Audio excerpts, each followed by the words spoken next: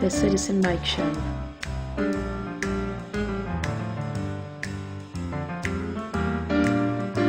News.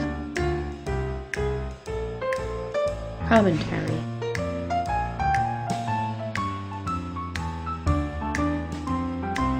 Interviews.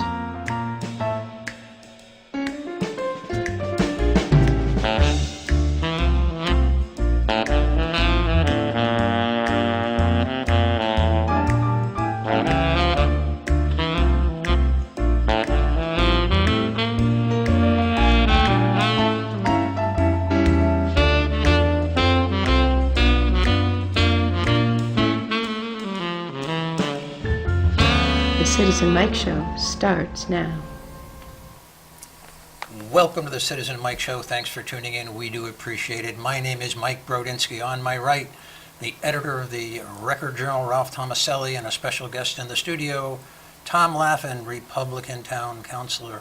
Tom, thanks for coming back on the Citizen Mike Show. Thanks for having me back. Yeah, we appreciate your willingness to run the gauntlet here between Ralph and me. We have a new year, 2019. It's an election year. It's not too early to talk about it because there's already some movement locally, with respect to the election. But I want to get to Tom and get his view on a couple of things. First of all, are you running for re-election? I am going to run for re-election. Ah, okay. There's a scoop. There's a scoop. There's a scoop. Okay. The rest of our team, as far as you know, are they all in? No, I think everybody will, but Yeah. but nobody else is confirmed. Right. Planet Boy. And Yeah. for the time after this, I'm not confirming, but I know this far out, I'm going to run for the next. And next everyone election. wonders, well, a lot of people wonder every time there's an election year, is Mayor Dickinson going to run again? They keep asking that question. We think Right. we have the answer, but Yeah, no, and I think we talk about it every time I'm on. that's I think, exactly right. And I don't know if I'm going to claim credit for it or somebody told me and I forgot who told me, but I think he runs at least this last time through the 350 celebrations, and then I don't know, but I think at least one more time. So let's talk about November 2019. Okay.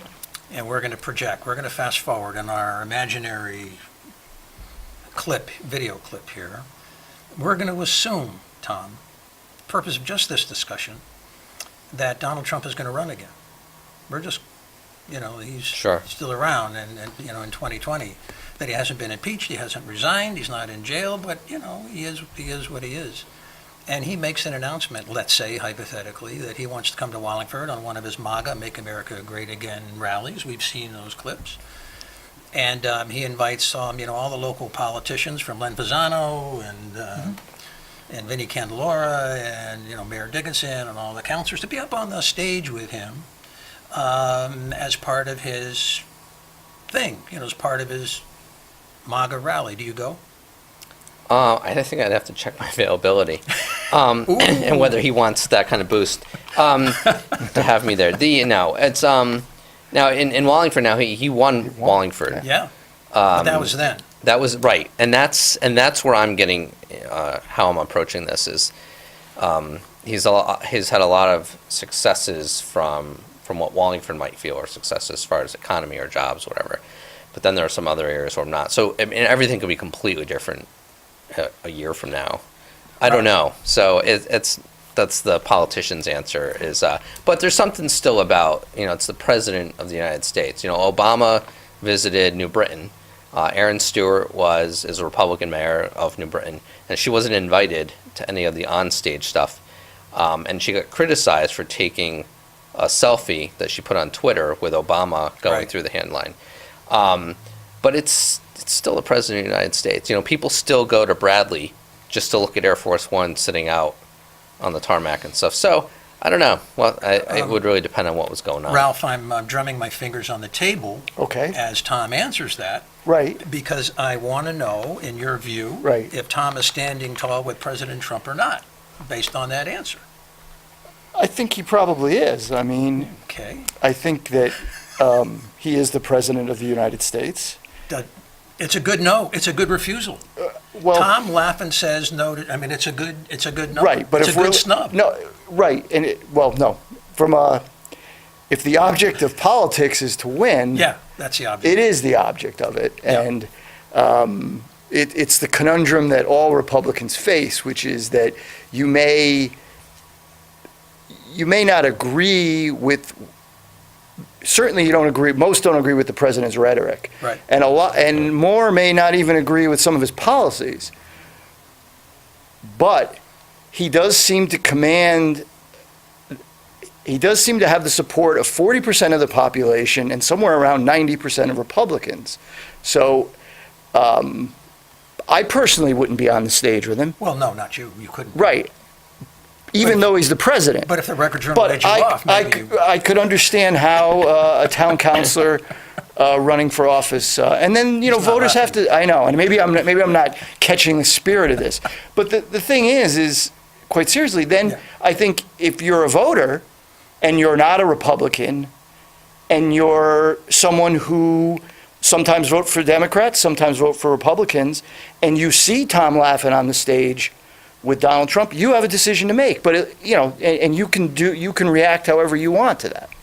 Let's move on. Okay. I think it's a good snub if you say, I have a cold today and I can't show up. I think Okay. it's a good... It wouldn't be it's a a bad good day play. to be sick. I can Yeah, agree with that. I think it's a That sick I will day. agree with you. And Tom is on the fence, so we'll just wait till Trump comes. Right. Okay. But let's still keep on the topic of the 2019 elections. I complain whenever I can that councilors are not running on issues. And they almost never have. I don't know if that's ever going to change.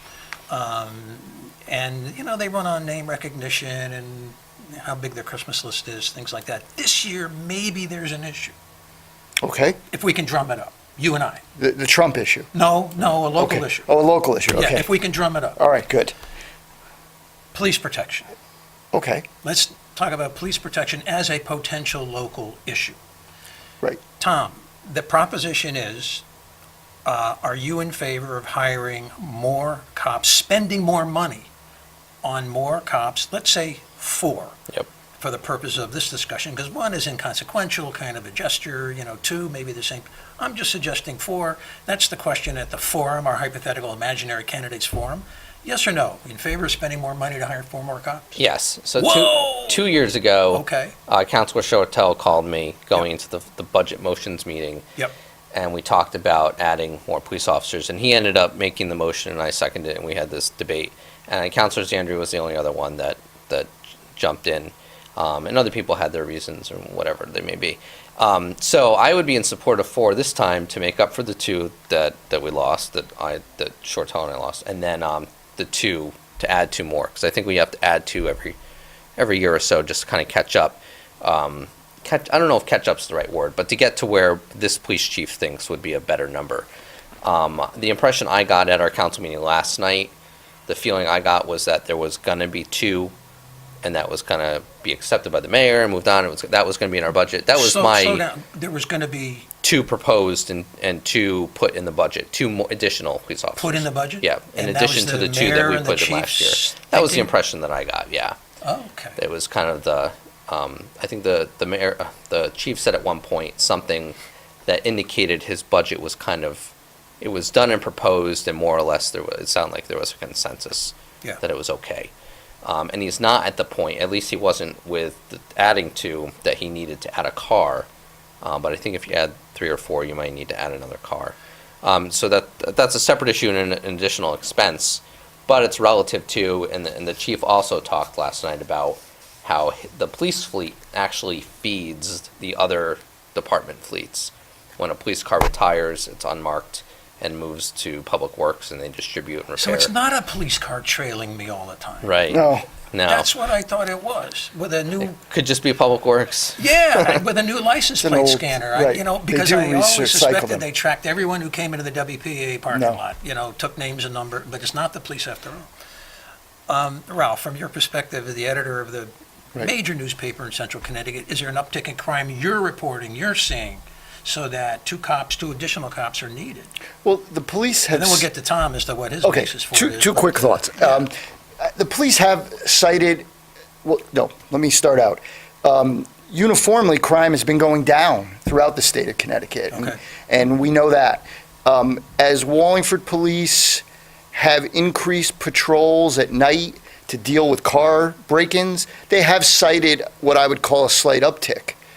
Not hundreds, usually in the tens. Now, of course, if your car is broken into, you're not a slight uptick, So the notion that the major crimes are up in Wallingford is just not the case. Car burglaries have been up throughout the area for at least the past 5 years or so. We've been writing stories about car burglaries, mostly tied to people that don't lock their cars and leave their valuables in them. So, Tom, what's the basis for supporting, well, wait a minute, you committed to me 4 cops, yeah? I would do 4. Yeah, so what's the basis of 4? Basis of 4 is that 2 years ago I thought we should add 2. Yeah. And that my mind did not change that night. I But- lost that battle, and now I still want to add 2.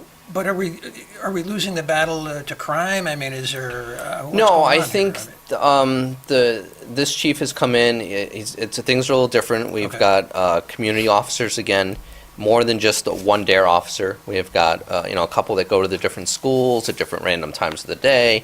And I've dropped my kids off, and they'll stand out and they wave to kids, and then they're in the building throughout the day. And I asked my son, and he said, "Yeah, he's here. Kind of doesn't know when he's going to be here. The students don't know, but he's in and around."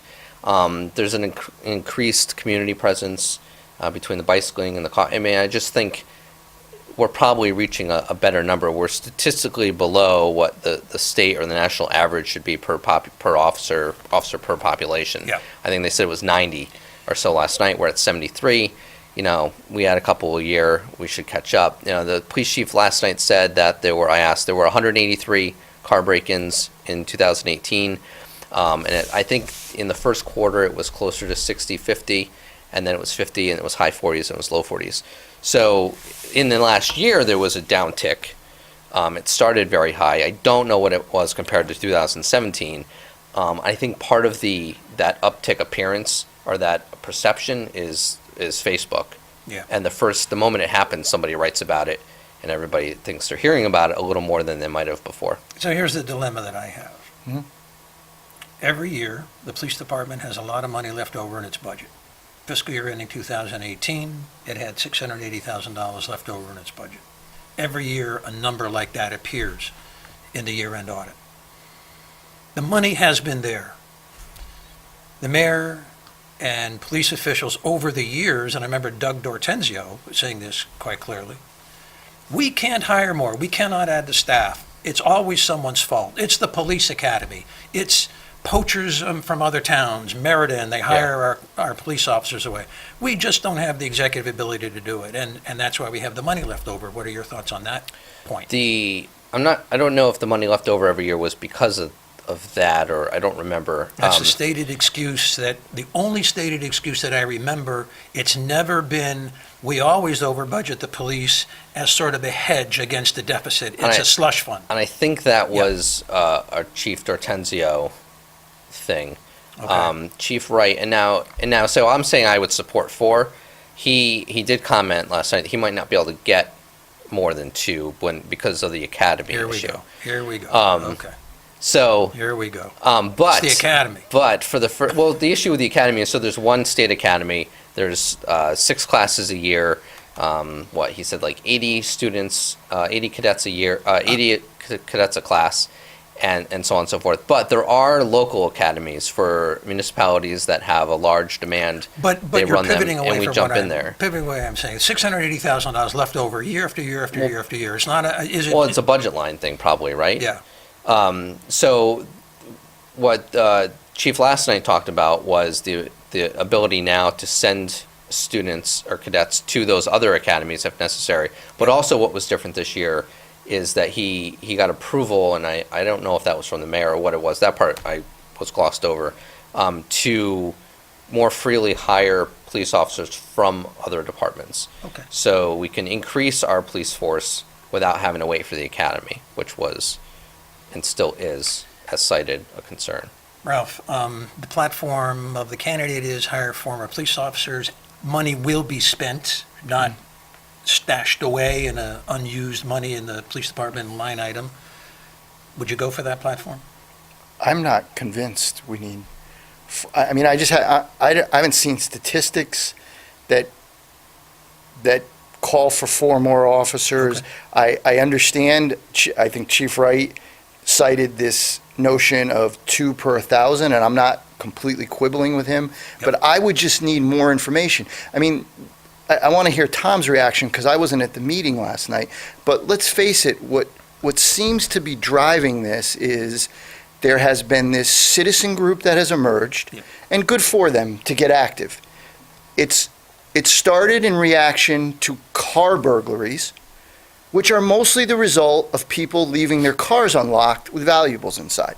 Not always, and I'm not blaming people. I'm just saying, you know, I know from writing these articles over the years that if you lock your car and you keep your valuables out, the perpetrators here, They're opportunists. they're opportunists, Mike. Crime of Thank you. opportunity. They're, if your car is unlocked, they're going to go in. If your car is unlocked, they're moving on to your neighbor. Okay. Okay, so I guess, and maybe I'll lose my train of thought here, but you have this citizen group. They're started because of car burglaries. They have the power of social media. I agree with Tom. And, you know, last night, they seemed to me to command the full attention of the council. You had the police chief there. You had 2 other officers there. I'm not saying government shouldn't be responsive to citizens, but I'm just wondering if this problem is as big as the attention that it received last night. So 2 is enough, is what you're saying? I don't know if any is enough. Okay. I don't know. We're talking about issues for the council. Yes, That's how we started on. that's how we started. That's how we started on this. Another issue that I hope is an issue is the proposed school renovation plan that candidates may take a position on it. I remember seeing a piece in the Record Journal that Jason Zandri took the position, whatever the Board of Ed wants, and which may end up being an all-in, $125, $150 million proposition. But candidates may either sit on the fence, duck the question, or line up, and they should line up. This is what elections are all about. Tom, speaking generally of the school renovation plan, what are you aware of as far as what is wanted, where you think your constituents are on this, and any other thoughts you have on it? Sure, and I want one comment quick about the police Yeah, officer. sure. Yeah, right, Because I yeah. did, is that so the group they wrote this like 2-page letter and requests and whatnot, and we actually kind of went through each of the requests last Absolutely. night, and I think I'm the one that reviewed the requests. My point in it, and they seemed very open and receptive and thankful, was that a lot of what they were saying, and they've been working with the police department, a lot of what they requested, consideration of resources for day shift, for night shift, adding additional officers, community officers, bicycling, are things that are discussed and thought about on a daily basis at the police station, the police department. So, and what's kind of evolved in me since the school shooting and the security issue several months ago, we had a meeting, was I think it's really important when people are on edge, there is an anxiety in them, is that they need to feel listened to, they need to be listened to, and there needs to be discussion, because I'm convinced that at least 9.5, out of 10 times, there are good people in government and the community that are already kind of doing these things, and maybe this isn't just aren't aware. And I think those listening meetings and those dialogues are important to kind of get that across. And this group's not going to, they didn't disband last night or anything, because they're like, oh, never mind. They're going to keep meeting, and they said they're going to invite us, they're going to meet with the police chief. So I think that I think there a lot of good came out of that. And some of them actually came to the mic and said, I didn't know that this happened. And we don't ever hear that from anybody that comes to the mic. Usually they come in and it's as if they're deaf to all the answers we've given them, because they come in with their agenda, and that's not what happened last night. So I really enjoyed that kind of exchange from last night. But with the school renovation thing, what do I want? What does the school want? What do the constituents want? I'm not at all convinced at this point we need to drop $170 million on doing anything. You've talked about on the show several times. I entered the Board of Ed as that last major school renovation project was ending. We just spent a whole lot of money. That wasn't even 10 years ago or whatever it was. And then here we are talking about, what are we going to abandon one school or sell it off, or I don't even know, And I don't know that they even know yet. And I don't see it happening or a decision being made before November. So nobody can be held accountable for their decision. But like you said, it's going to be an issue. Do you support, wherever the current standing is in 6 months from now? And I don't know what that's going to be. It looks like coming from the Board of Ed, all of the letters we get, all the letters I get as a parent, and then all the letters that I get from the council, all the things I see in the newspaper, there's a stress. The words town council appear a ton of times, as if to say but we need the town council to say okay, or we need the town council to approve the money. None of this can be done without the town council. So to me, it feels like they're kind of pushing it on us anyway, which I'm fine with. But I think it is going to be a campaign issue for both Board of Ed and the town council in the next election. So where would you stand? Right now, I'm not in favor of changing much of anything. So, if we're going to consolidate to one school, I think one high school. That seems to be seems to be off the table. Frankly, just the way the Good. political winds are blowing. Well, I think and that's yeah, off the table. yeah. And one middle school, Salmenzo That's off took the that table, off the table. right. So really, the only thing that's left is how much money you're going to spend on 4 schools. Is it a full redo? Right.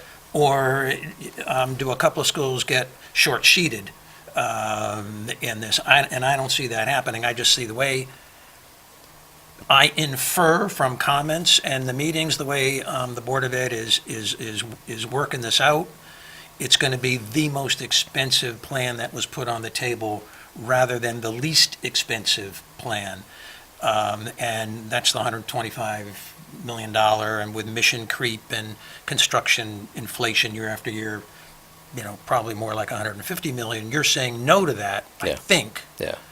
And the Board of Ed in one vote said no to what they call the status quo, which is Right. 17 million. It's sort of been adjusted recently, but about 17 million, and then you have the Gulf in between. Do you think the Board of Ed wants the max, the all-in? When I was on the Board of Ed, my mentality then was to say, this is what we want, and this is how much it would cost. And then you come in high on that cut. You show everybody, because we're asking for a dollar amount. We didn't have any sort of, we weren't able to bring in the revenue. So we had to say, this is what we want, this is how much it'll cost. And then based on what we were given, then we made our cuts and decisions and whatnot. There was a kind of a paradigm shift in that when I got off the board and Dr. Menzo would come in, and there became a little more like, well, we're going to have to cut this or we're going to have to do this going into each budget season. So it's a little different there.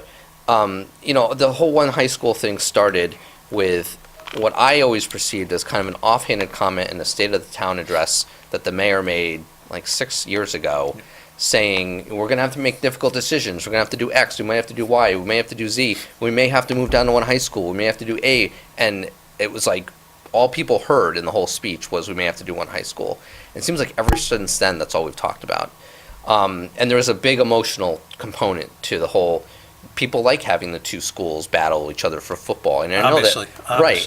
Yeah. The uprising of the people that talk to me. Yeah. I think Joe Marone last week or last time said that no, he hasn't really heard anything. Like I hear people are like, no, we don't want one high school, and then I hear my daughter's soccer coach was like, oh, one high school would be great because then all these girls would be a powerhouse one school soccer team.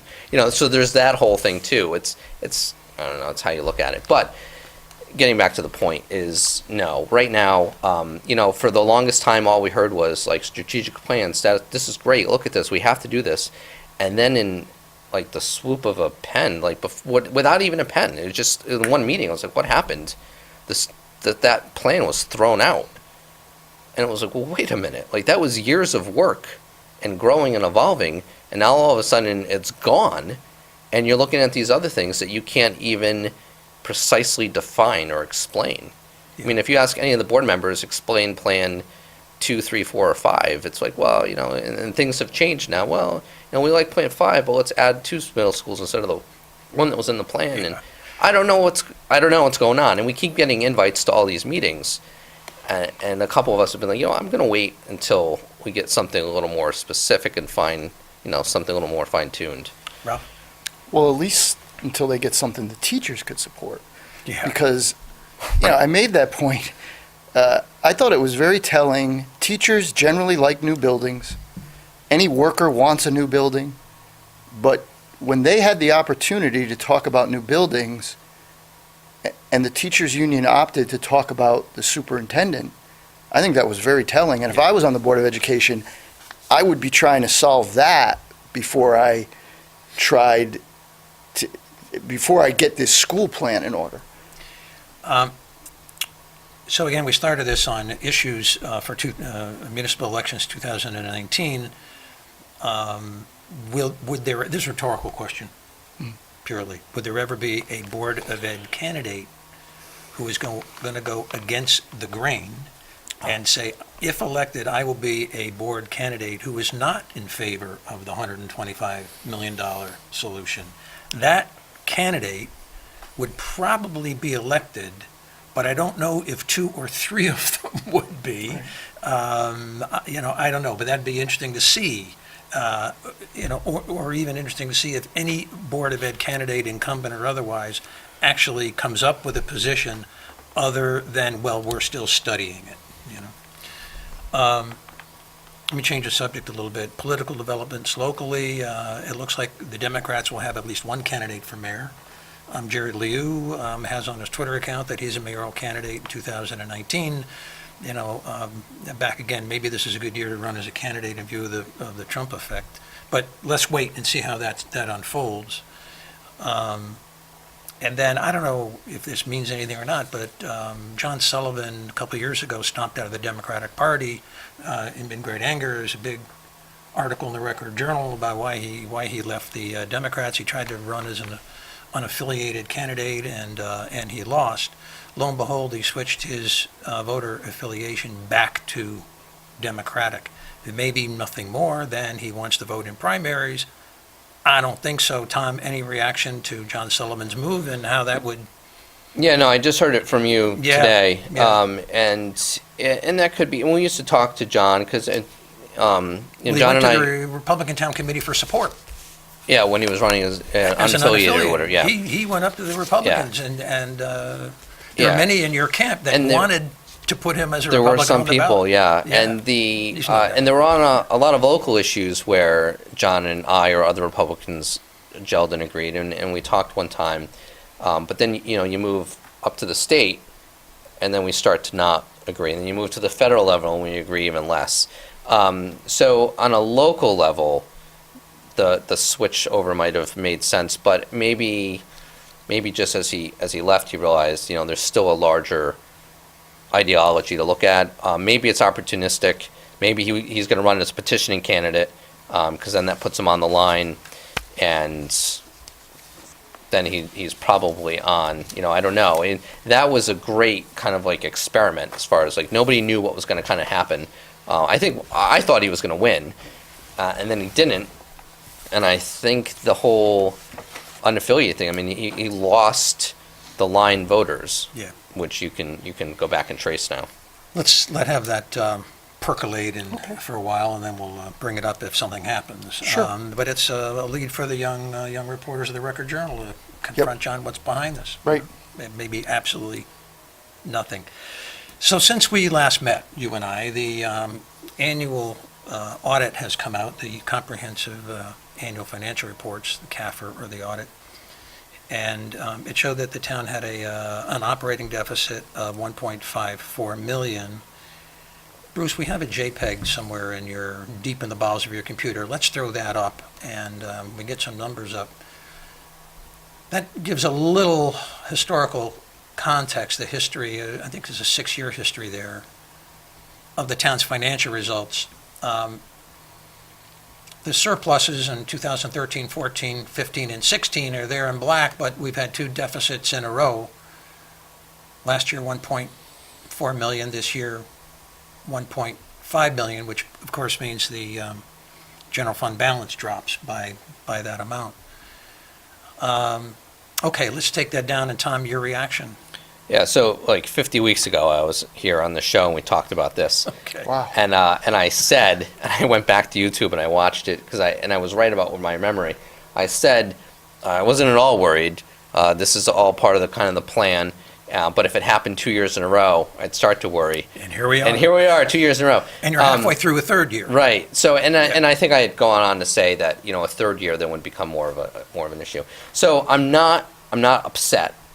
And again, we talked about this too. Stepping back politically, you could look at it in a lot of different ways.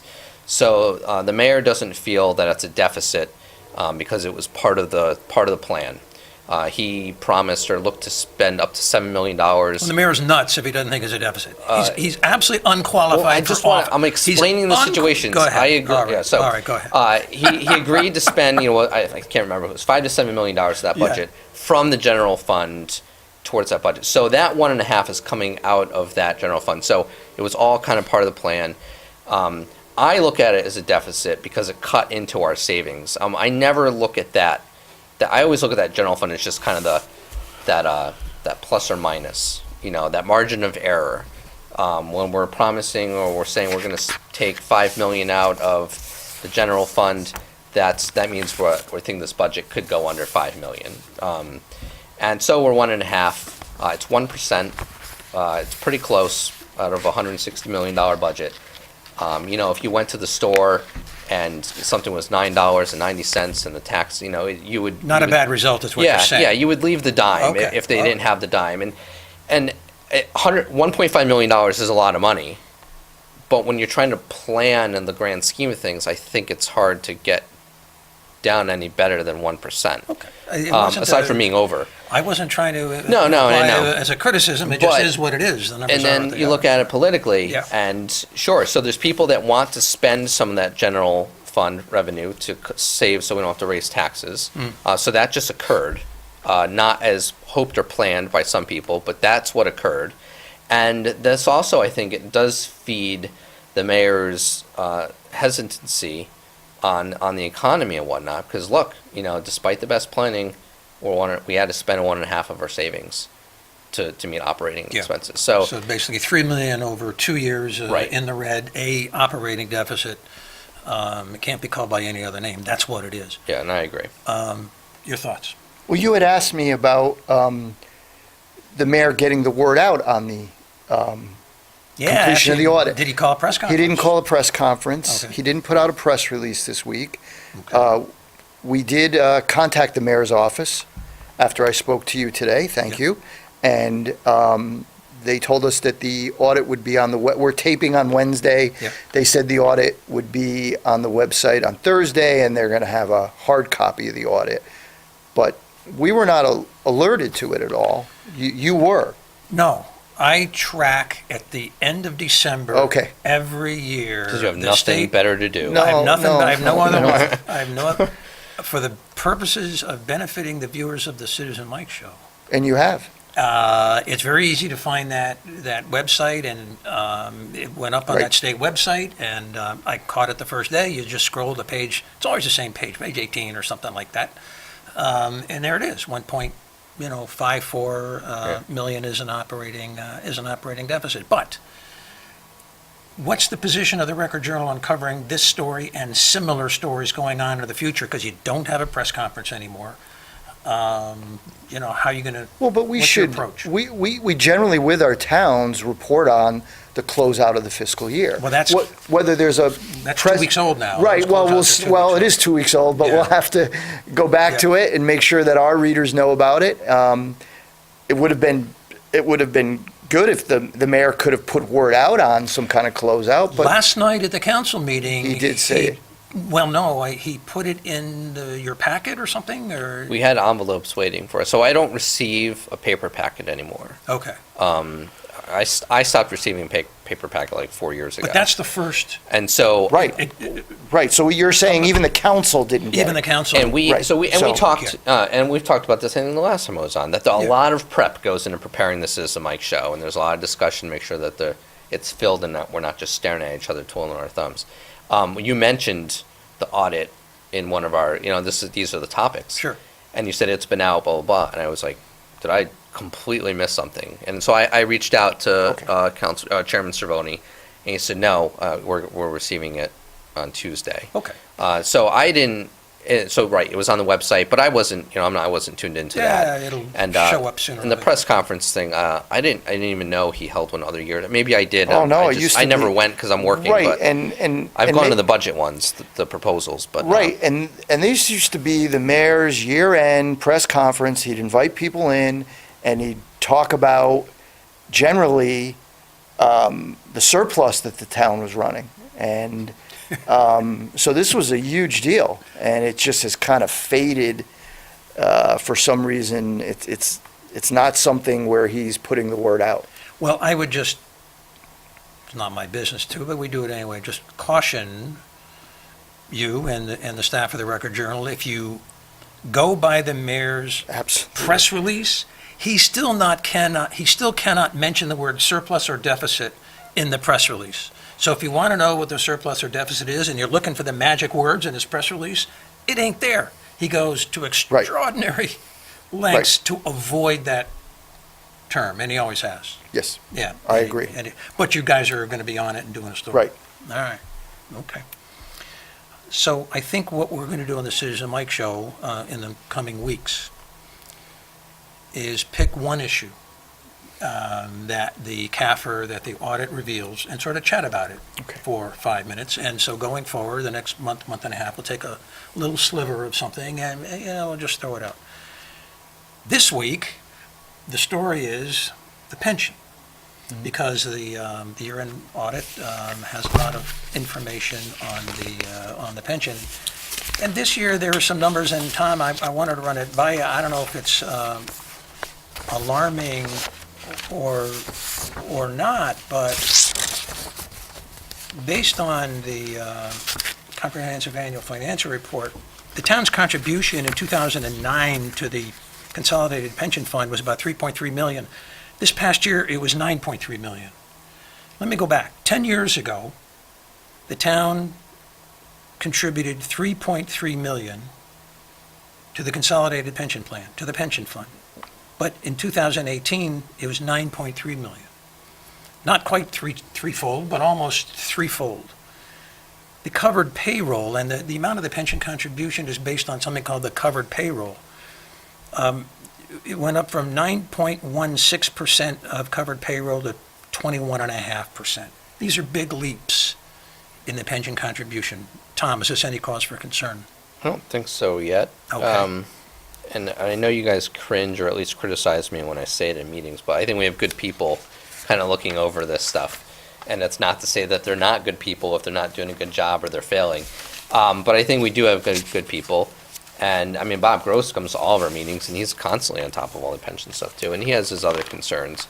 But I think people are constantly looking at it. And we're also, we just had an arbitration thing talking about, I think included part of the pension things, they're going to pay out.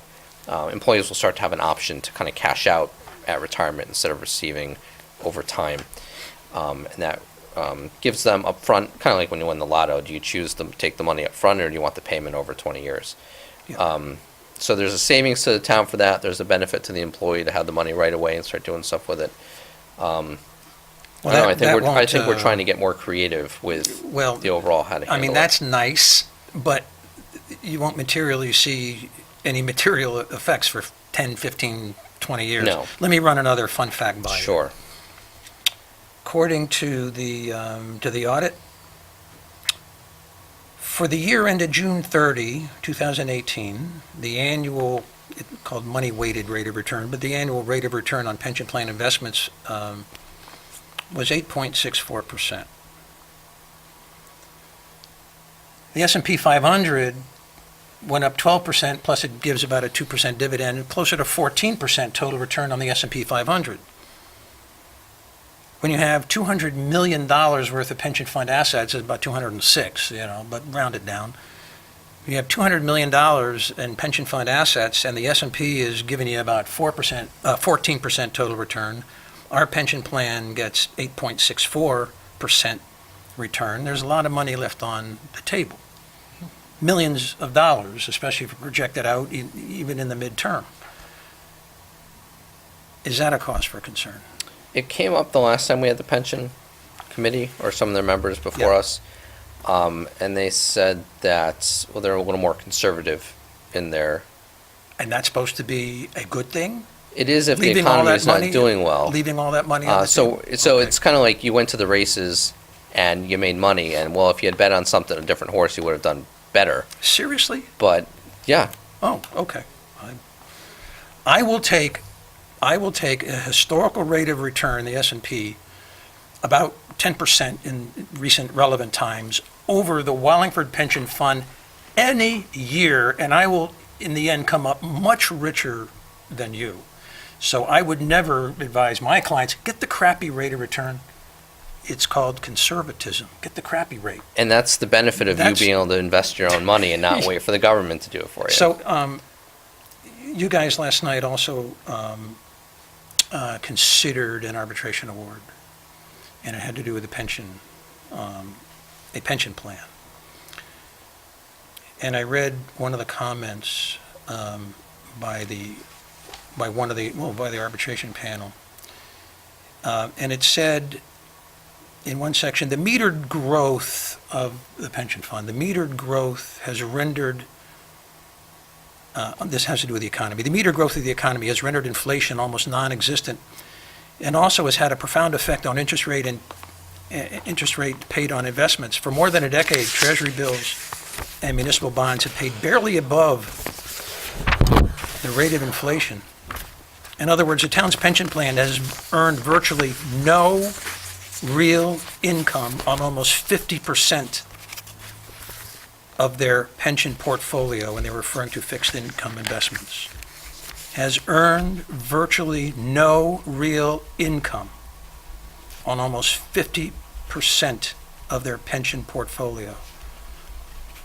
That was serious enough for an arbitrator to make that comment in considering how they should rule on a pension award. But you're not as concerned, obviously, as the Not in the arbitrator. larger picture, but Okay. it's something obviously to look at and consider Yeah. and weigh. But I know in the markets, I understand the weight and the pressure of Yeah. dealing with the people's money like that. So, let's talk about some other political issues. Okay. Well, should we do that? Bristol-Myers Squibb, the redevelopment. The Pension Commission is probably going to be voting by the time... Planning and zoning. The Planning and Zoning Commission is probably going to rule by the time a lot of people see this show. There's been a lot of letters to the editor Yeah, more than any Against, recent topic. against the project. The Record Journal editorial board has been mildly, I used the word mildly last time, in favor of the project. What do you think about it? They have a really well-organized neighborhood, a set of neighborhoods back there. And by the way, I live in that neighborhood. Okay. Full disclosure. Yeah. And I've been back there for other issues, when it was when they're doing the power lines and the clear cutting and whatnot. Very well organized, all good people. My concern from the beginning, and I don't know what planning and zoning is going to do, is I don't want to, now I know these people moved in these houses and it was behind an industrial zone. It was Bristol-Myers, but they moved in there and it was an industrial zone. That's what people argue. The people that just feel like, well, it doesn't matter what we put in there because they knew what they were moving in behind. My concern is I don't want this to be a Thurston Foods issue. Here, this is kind of like a redo, not a redo, but we're at an earlier stage of the same problem. Which is, just to find the problem for the viewers. Noise, right? Noise, okay. And the neighbors are also saying traffic through on those streets. My first thought when the plan was coming out was noise. It wasn't even traffic, it was just like noise. Like that many trucks, that close to the neighborhoods. I know there are a lot of trucks that go in and out of the Research Parkway anyway. But my concern was the noise. So people came to us and they would even say like, we know you aren't going to have anything to do with this. And I think they just kind of wanted the airtime, which is fine. They're playing the game. But it's what was interesting is that some of the emails we would get or the people that come to the mic would tell us, well, go lean on those people. Go use your political pressure. And I'm like, well, wait a minute. Like for other things you say that well the town's corrupt and there's politicians and then our response is like that's not really how it works anymore. It's not 1977, 1978. Things are different, but here now it's because it's convenient. go lean on the planning and zoning people. When I look to appoint people, even directly, charter commission, whatever, I pick a good person and then I kind of I'm out. So let me get down to Sure. brass tacks. Secretly, in your heart of hearts, do you want this project to be approved or not? I'm really concerned about the noise. So that's a 'Cause I no? just see there being a problem. You hope it's rejected? I'd be okay if it was rejected, because I think something else will eventually come along. Does that make sense? I mean, Makes I'm sense to not. me. I mean, we'd have to, yeah. what do we buy another year or two? It wouldn't be as lucrative. Another $1.5 million deficit for the next couple of years. You're never going to make up the Bristol-Myers Right. tax receipts ever. So it's just This project would probably yield about half as much of the taxes Yeah. as Bristol-Myers in its heyday, So I'm taking that as you're mildly, or the board, the editorial board, mildly in favor, and you're at least mildly against. Yeah. Is that fair assessment? Yeah, it is. And I guess Yeah. what I'm wondering is and I realize there's possibilities, but Yeah. I'm just having trouble visualizing. So if this proposal is rejected, what kind of development is the town looking Well, for there? First of all, a judge at the Superior Court undoubtedly Yeah, no, will get Okay, this. but, right, Yeah, but, this isn't over. no, it isn't over either way, and Right, and right. I realize that. Either But- way, I can see it. But I guess just for a discussion here, What would be there? What would be okay? I'm trying to see Something what half kind the of size. development. Something half the size. Something half the size. Warehouses. Well, if it was half the size, I don't think you'd see, the protest, the strength Okay. of the protest. Okay, But it, that helps me visualize. Yeah, I think the issue part is because of the size is that the flow is in this side and out the back, and that out the back is what is troubling some of the neighbors because it's bringing the noise a little closer, but also the traffic. So I think the size scaling or a slightly different use, I don't know. But isn't what attracts, excuse me, and No, I'm no, sorry, no, but go ahead. isn't in this economy, isn't what attracts companies and businesses to the fact that they could have a big warehouse and realize all the efficiencies of that Sure. warehouse? Yeah, So I again, I'm not advocating that. Yeah. I'm just trying to be realistic, and I see why these big monstrosities appeal to these companies. Oh, and I do too. And I think though, if this was a half mile down the street or on the other side of the street, nobody would be talking about it. I think it's because it's on that corner so close to the neighborhoods that it's striking up that. So I mean, it's in that industrial zone, but we really had a large office and research.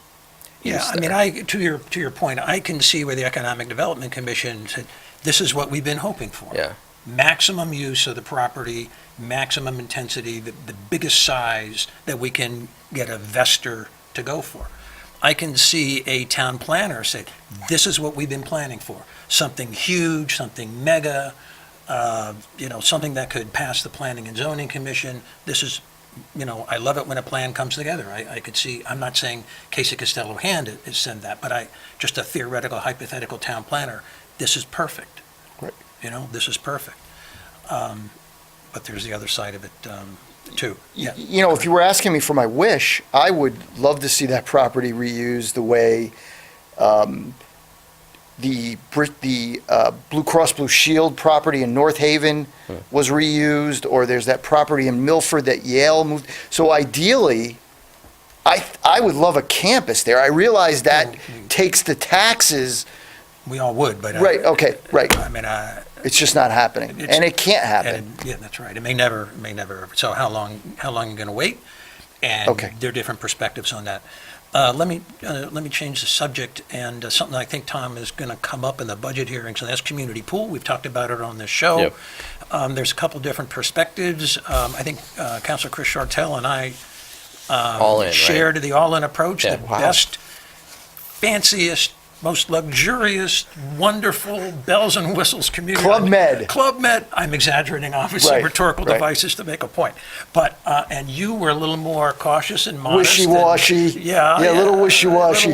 Where do you stand? So I think I typically come into things kind of conservative on the conservative end, Yeah. but if I'm going to do something like that, then it's like go big or go home. Well, big is 6 million. I think the middle of Right, the road is 4 right. million.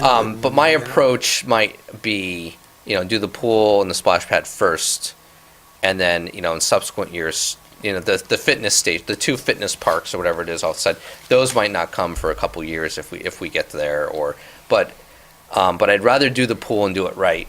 I think we should do the pool. I don't think we should scuttle the whole thing and be done with it. I think we should do the pool and the splash pad, and hopefully move towards the other things. Now, I don't know if they do some sort of fundraising thing like the playground in town, the pit crew from many years ago. This could be, the pool in town. I don't know what we do as far as that, if something like that's a possibility. Or do we just dip into the savings as far as a way of like, okay, well, we saved it and now we're going to buy this big project. I don't know. But my goal or intent would be to do the pool. I love the plan and do it right. I'm just not ready to pull the gun out of the holster and start shooting yet. So let's change the subject. And you guys on the council have been wrestling with a revised code of ethics for the longest time. I think a lot of it is minutia that makes no difference to most people that watch this show, but because you've been spending so much time on it, I just want to touch base with you on that. When will we see a final vote on a revised code of ethics? 3.5 months ago. No, I don't know. Right. I went to one of the meetings, and I had an issue with the wording of the Something. yeah, whatever it was. It was family, because I have family that I'm not remotely attached to, or I don't even have a relationship with, but black and white by law, they can't do stuff in town. But, my best friend, who I love dearly, he can do whatever he wants. Well, there's always these anomalies, I guess. Right, exactly. I just want to get the sort of the bigger picture at this point. Yeah, so I remember at that moment thinking like that was kind of the last discussion, and I thought, okay, the next meeting they're going to come with the final and we're done. And I couldn't make that following meeting because I had a kid thing, and then there was a delay, and then I was at the last meeting and I left again for a kid thing, and it was like, well, we're still talking about this. Well, It's been so long. Is the point of this revision to loosen the code of ethics so that... Well, the code of ethics changed with the charter, right? And that's all you're dealing with? And so they're Seems trying to weird. recreate what used to be in the charter Yeah. as ordinances, and now since they're open and on the table, everybody's kind of picking in and pulling it So apart. here's an issue that I don't think you are dealing with, nor do you want to deal with, and that is one that is staring you right in the face every time the Board of Ed comes in front of you because they want something, either a contract approved or a budget or, Yeah. any number of things, and that's the Vinnie Testa issue, which we have raised with Vinnie Testa directly the last time he's on the show. Vinnie Testa is an employee of the Board of Ed. His boss is Sal Menzo. His boss is Roxanne McKay. Do counselors want him to vote on Board of Ed matters? In which case, it should be clear so that people like Citizen Mike don't raise the issue? Or do you not want Vinnie Testa or someone in his shoes to vote on it? Because it doesn't have to be Vinnie Testa. Right. It could be an employee of the Public Works Department. Right. It could be a secretary to the mayor. I mean, it could be, who knows who runs for a council. But that's a very difficult call. It's difficult to bring it up. It's difficult to raise the pros and cons, but this is the time to address it. What do you think? Yeah, so it is an anomaly for a couple reasons. One, his councilmanship, whatever we're going to call it, pre-existed. But so what, he could recuse himself And he- anytime the Board of Ed And he comes in does front of the council? for the teachers union, right? Or at least that's the union he's in. Vinny, I worked with him before he was a teacher. He was on the Board of Ed before. I think he's been relatively consistent in the execution of his ideology and support for So education let him issues. vote is your theory. An employee of a town department should be able to vote Well, on and town that's what I'm department getting to. So business. a town employee Yeah. is not allowed to be on the town council. And this was an issue before I was anything. It was Doherty. Yeah. Was he Yeah. an active teacher? Or Yes, he was. Yeah, He he was was an a active teacher. teacher. Yeah. And I think that was an actual, was there a court case or I can't something recall had to be how Dave fleshed out Doherty whether handled this it. was okay. And he ended up being on, and he got a lot of votes, as Vinny Very does. popular. As any teacher would, and Economopolis did too, coming out. Yeah. So that decision's already been made. Legally, it's okay. Now, a lot of times it comes up, well, what's the perception? Wait, my point wasn't made clear enough, and Okay. I'm not talking about perceptions, and I'm not talking about Are we comfortable with legally. I'm talking about you guys are revising the code of ethics now. There are going to be and have been other people similarly situated as Vinny Testa, whose boss, Yeah. or their wife's boss, or their husband's boss comes in front of the table and wants something from the Board of Ed. As a matter of policy, do you want that counselor voting? As a matter of policy, I think right now it's being left gray. And Okay. We'll leave it at that. I don't know, yeah. Intentionally, no one wants it too hot to handle. I think it's hot to handle, and I think Okay. there are exceptions, but yeah. Too hot to handle. Let's move on to the final. Okay. Oh, Ralph, do you had a? Nope. You had a. Good, you had a move thought? on. Something came up in the paperwork, council procedure, possibly a new council procedure that would encourage town councilors to undergo freedom of information and ethics training. What, every year? What's the more, every year? It's being worked out. It's Okay. going to come back. I think right now it's being talked about at the beginning of every term. Okay. The trick or the twist in the whole plot is that we can't create an ordinance or a law because we can't compel a council or It'd an be elected voluntary, official, right? basically, yeah. Because the charter doesn't mandate it. So that you can't say, well, you can't serve on the town council because you didn't go to this training. Yeah. And charter doesn't make that a requirement. So- So we are going to put something in. How it happens, we don't know. Voluntary, is there a time frame? Is there just a like, hey, it'd be great. Censuring came up if you don't go. So we're running I out don't of know. time, so Yep. I sort of Keep gotta move moving. this along. We only got just a couple of minutes, but here is my concern. It sounds nice on paper. Yeah. But the FOI training or the ethics training only deals with the most obvious cases, and the difficult cases are not dealt with. And the Vinny Testa situation is one that I'm talking about. Yeah. And an example of an FOI issue that is difficult, I mean, again, the easy things have an agenda, make it public, do minute, all that stuff is really not a problem. And a memo from Janice Small could suffice. The difficult stuff you don't want to touch. I don't mean you personally, but it seems like the council. And here's an example of a difficult situation. We talked about it when the first time the school renovation plan came up. The superintendent of schools had a report in his possession, and he dropped it on the Board of Education. Right. At the last, at that night, during that night. It was a public document probably a week before. But access was, whether or not there's a formal freedom of information case and whether it's brought to Hartford, whether there's a formal freedom of information request, probably not. But the policy seems to be on the Board of Ed and the mayor of Wallingford. If you have a thick document like that, even though it's a public record, you withhold it, even though it should be available upon request, at least for inspection, like the same day. But those kinds of things, it seems like the council doesn't want to make a statement on. I mean, if the Freedom of Information Act is good for you, it should be good for the mayor and should be good for the superintendent of schools. Public records are public records. Yeah. And they should be available as soon as they're, I think Prepared. I agree. Yeah. The explanation given to us before, which I understand, is that it's not public while it's in draft form. oh, do you So- believe that? I get it. So, but now you're looking at the intent. Is it really in draft, or is it just in draft because it's convenient? That. 15, 20 copies are sitting on someone's Well, desk but waiting that's for the different. meeting. Well, that's different. But you can't prove that, or you don't have that. Oh, I can prove the same thing with the Malloy toll thing. Like Yeah. clearly that was sitting and done. Nothing came out until after the election. What's different is that Dr. Menzo is not an elected official. He's an employee of the board, and he was preparing work. And is it the same because he's not ready to present? I don't know. There's a lot. I mean, we could probably talk about that for 20 minutes. So you're not upset about that? I'm not super upset right now. Okay. Let's call it quits. Okay. Unless you got the final word. You got, Nope. No, let's call it quits. Yeah, let's call it quits. Thanks for coming on the Citizen Mike Thanks Show. for having me. Covered a lot of ground. We and, did. I wrote down stuff and we didn't even talk about it, but it's fine. Well, there's always another show. You should have like the after show, like Oprah does. And Oprah after. Thank you, and again, we thank Tom for coming on, and thank you for viewing and watching the Citizen Mike Show. We're here on Wednesdays. It's on WPA Thursdays, Fridays, Monday, Tuesday, and Wednesdays at 9 o'clock. WPA has a website. It also pops up on YouTube.